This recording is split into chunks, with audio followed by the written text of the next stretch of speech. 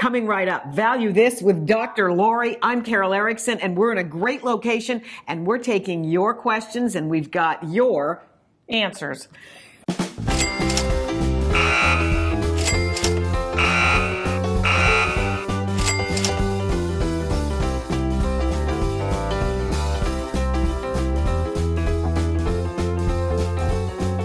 Well, it's just about my favorite time of any time because it's Value This with the wonderful Dr. Lori. Dr. Lori Verderame. Boy, are we in a great location. One of my favorite places in all of Bucks County. It's unbelievable. Yes. This is the library at the Mercer Museum. That's right. That's right. In Doylestown, on the Mercer Mile, right? You can come, spend a day, right? Fantastic. Just fantastic. And you'll see one thing and you'll see another thing, and we're going to show you lots of things. Yes. So we've got some segments coming up. But we're in a library, so people get information in libraries, and we've got some viewer questions. Yes. You've been sending us your questions, and we promise that we're going to answer them, so go. Okay. First viewer question. How do I know if I have a piece of silver plate, I guess, versus the real thing? Silver. Okay. It's relatively easy, and you're going to say, well, how do you know, Dr. Lori? Well, I know by smell, or I can see it and tell, but you don't have to do that. It's very simple. Turn over your piece of silver plate, whatever that might be, and you're going to see different types of marks. Now, if you have a piece of sterling, you're going to see a 925 mark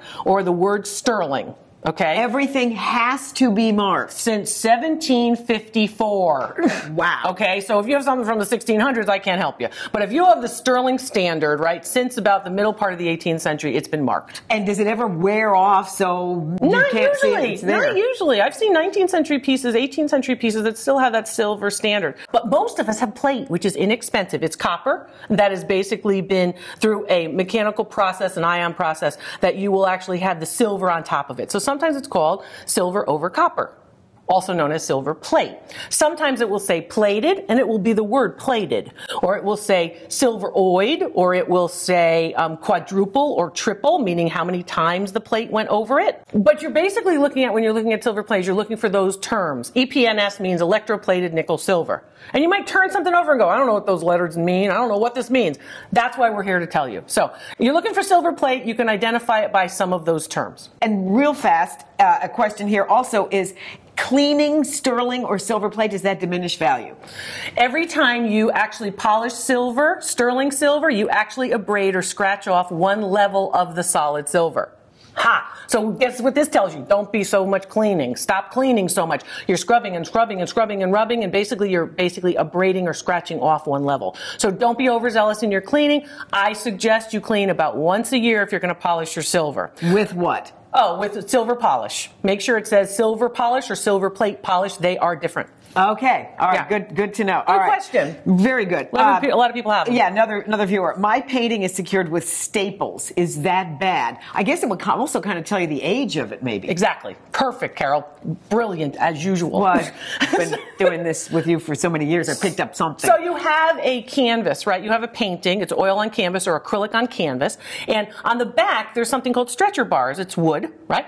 And you have stretcher bars. And then that canvas goes around those stretcher bars, and it's stapled to that wooden stretcher. That tells me that painting has to be from after 1945 or after World War II. Okay. Because you don't have the automatic staple gun, cha-ching, cha-ching, cha-ching, until about the early decades of the 20th century. Would somebody take an old oil painting and the frame fell apart, blah, blah, and they might staple an old oil painting? Is that possible? And the stretcher falls apart and they staple it to it? Yes. So when you look at the sides, right, when you look at your oil painting and you look at the side and you see either nail holes or staples, you want to look for those nail holes. Aha. Because earlier paintings will always be secured with nails. How old does an object have to be to be considered an antique? I smile because I think of my dad. My dad used to say, honey, praise me, I'm an antique. You know, in his 80s. You have to be 100 years or more in order to be an antique. An antique, and that word actually comes from something unique, antique, right? And also something that is more than 100 years old. Does that necessarily increase the value of anything? No. Age is not a value indicator. Has to be good quality, has to be good condition for value. Okay, difference between an artifact and an antique. Okay. Artifacts are usually pieces that relate, again, historical. Oftentimes artifacts are not considered man-made. For example, most people will say an artifact might be this, this brontosaurus tooth, and oftentimes artifacts also goes along with digging, as opposed to something that's been a mid-century modern chair. You're not going to dig up typically, but if you dig up an old coin, right, you might actually be considered working with an artifact. Now, an old coin is still man-made, right? So you start to realize that some of these terms kind of interlap, and that has to do with the history of the vernacular, or basically the art historians' vocabulary, and we just want to confuse everybody with what it is. But the artifact usually has to do with, did we have to do some kind of work in order to find it? I talk a lot about treasure hunting, as a lot of you know, and basically that idea of finding something usually relates to an artifact, discovery. Great tips. Thanks to the viewers who sent in questions. Keep them coming. We love it. Keep them coming. And we'll see you next time on Value This with Dr. Lori.